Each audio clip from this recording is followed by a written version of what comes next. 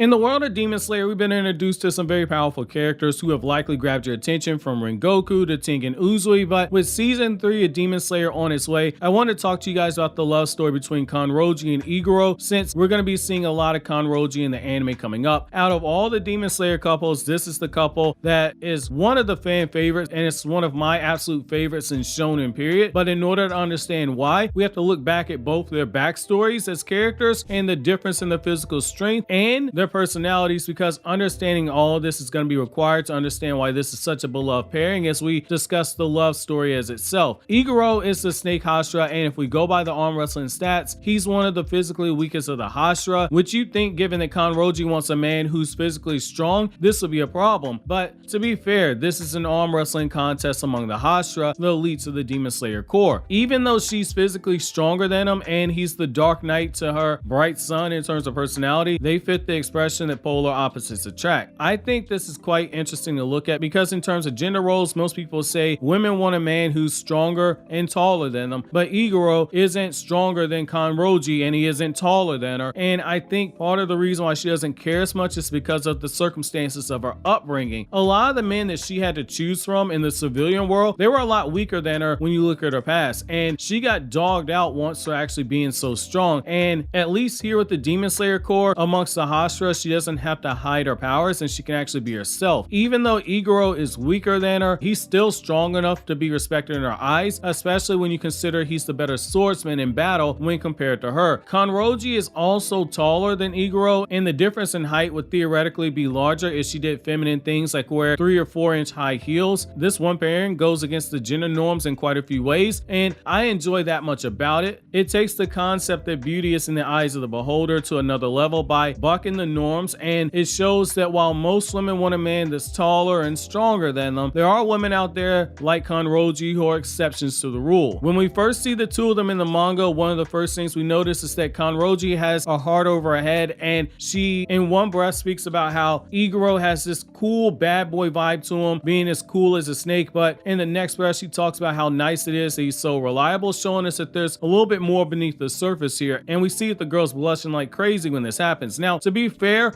it's hard to find panels where Mitsuri isn't blushing at all, and her bubbly personality makes it harder to see when she's being attracted to somebody or when she's just being her usual bubbly self that we associate with Kanroji. The same is true when you get to Iguro's personality, where he's been shown early on being a bit ruthless and cold-hearted, like the first time he meets Tanjiro and when he mocks Tengen Uzui for barely surviving a battle against the Upper Moon, and that despite his wounds, he doesn't have the luxury of wanting to retire as a Demon Slayer because they need him. And the reason why this works so well is that it allows us to have the rug pulled out from underneath us when we learn and we see over time that he's in love with Kanroji. Lucky for him, due to her biology, there isn't much competition for her. Her hair color isn't accepted in the world of Demon Slayer, and her physical strength is on a completely different level. It's stated that she's 8 times stronger than the normal human male, and she eats an insane amount of food. Like, she's the typical battle shonen protagonist. She might as well be a Saiyan when you look at how much she eats. When Tanjiro sees how many plates that she's eaten,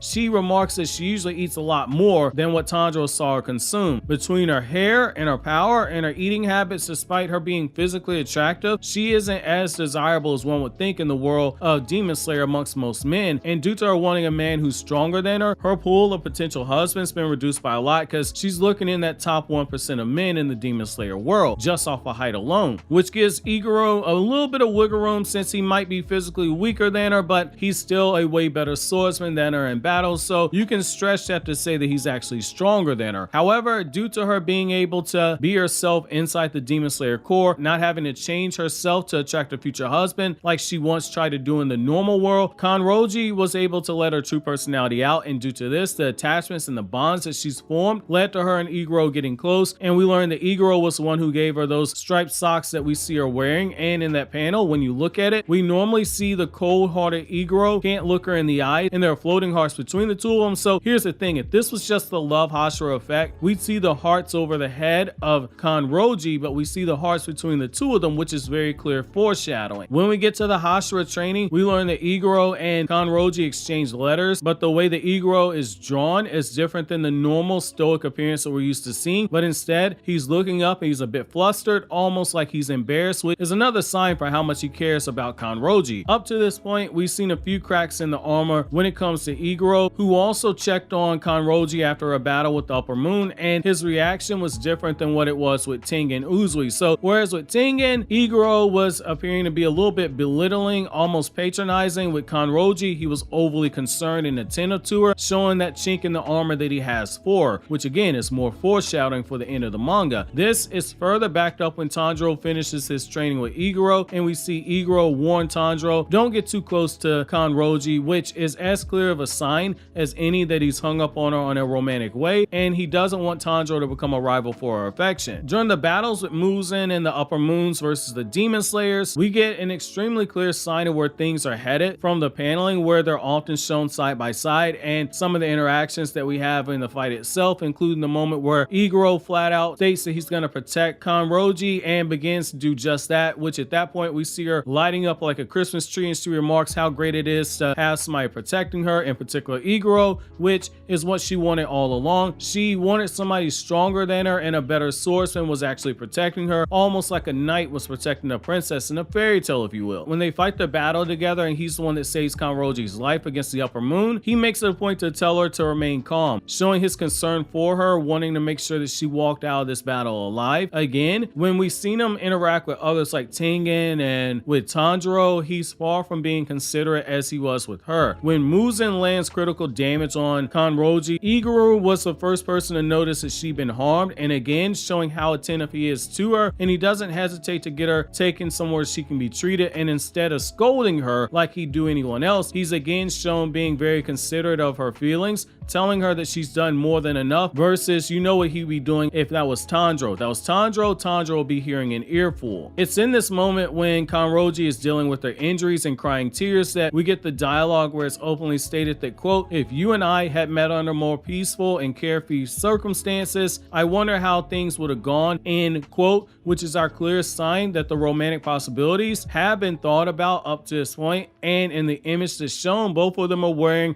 normal civilian clothing, not Demon Slayer clothing. We learn more about Iguro's feelings for her when he reveals that he feels himself as being inferior to her, and due to his unworthy bloodline, he doesn't think that he deserves her, which for him, he's got a very messed up backstory when you look at it. So to summarize it, he was born into a family that had no problem letting him getting all fattened up so he could be fed to a demon, and it's set inside his head that the only way the two of them can actually be together is if he dies in battle trying to kill Muzan, and if he kills Muzan and he gets reincarnated later on in a world without demons, that way their two reincarnations can meet each other and fall in love and marry and have children. White picket fence, that whole story. That's so heartbreaking because he's self-depriving himself of experiencing love. That goes back to his backstory, because his twisted backstory can be viewed as the why for the why he believes he doesn't deserve the kind-hearted Kanroji. When he escaped from the snake demon and was rescued by Rengoku's father, he was taken to his relative, who immediately blamed him for not being a good human sacrifice, who chose to cling to life and run away, and because of that, 50 of their relatives were killed. However, it's because of how much he's gone through that when he meets someone like Kanroji who's more than willing to accept him for who he is, just as he does for her, it's tragic he feels this way because they were literally made for each other. Even their connection via the flame Hashira is a sign, with Iguro having been saved by the flame Hashira and Kanroji being trained by the flame Hashira's son Rengoku later on. Iguro, during his battle with Muzan, awakens his Demon Slayer mark, and during his battle, his thoughts are solely on Kanroji. Once Muzan is defeated, we see Kanroji states that she doesn't feel any pain, which means she's probably dying, and Iguro reveals that he will likely die as he holds her bloody body in his arms. It's here we get a semi-confession from Iguro where he reveals his thoughts about her when he first meets her, and highlights how her laughter reminded him of the sound of ringing bells, maybe potentially wedding bells, but we'll get to that in a moment. So Kanroji then goes on to say that the best meals she ever tasted were the meals that she got to share with Iguro, and she goes on to state that if they get reborn as humans,